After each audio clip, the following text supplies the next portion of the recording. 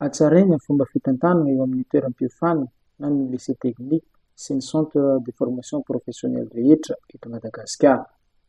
Mpampianatra 30 avy amin'ny lycée technique sy ny centre de formation professionnelle no sitraka ny fiofanana antsoina hoe Master Pro. Ny talian'ny sekoly sy ireo manam-paniriana hisehatra amin'izany no misitraka ity fiofanana ity.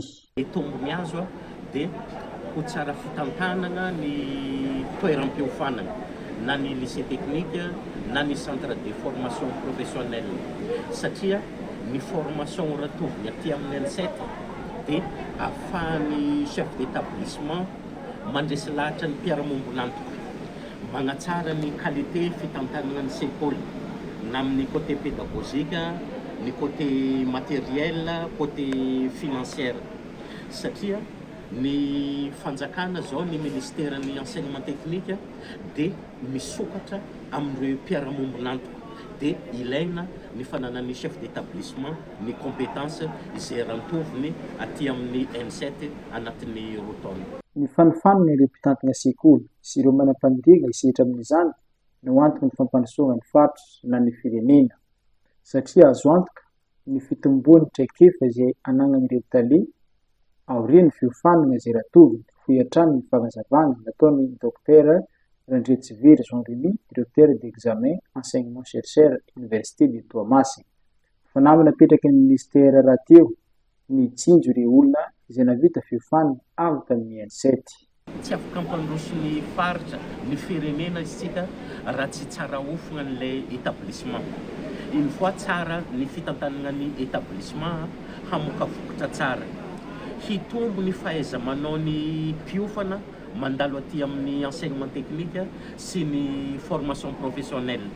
Ary zay raha vao miditra amin'ny sehatry ny asa dia hitombo ny fahaiza-manao, hanoy aty amin'ny ambaratonga ambony hiakatra ny niveau satria tsara ny fitantanana ny toeram-piofanana.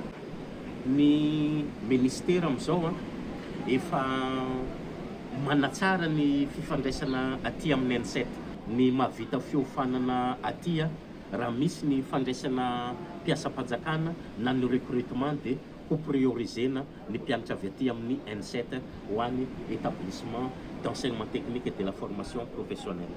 Defi ho apetraka anay eo. Samy natsapa ny mazava-dehibe ity fiofanana ity ireo mpisindraka tamin'ny alalan'ny teny fisaorana izay nataony solotenan'izy ireo. C'est une opportunité pour nous parce que ça va nous aider à avoir plus de compétences par rapport au métier qu'on exerce en ce moment.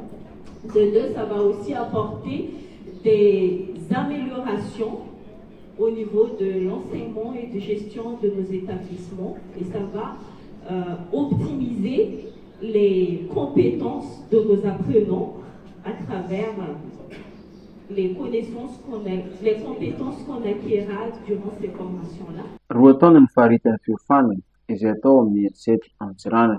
Misy ny ampahany izay fampitandavitra amin'io fiofanana io.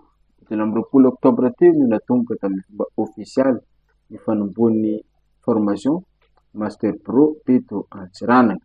Ny UNESCO amin'ny alalan'ny vondrona Europeana no mamatsy ny vola ahafahana manatanteraka izy.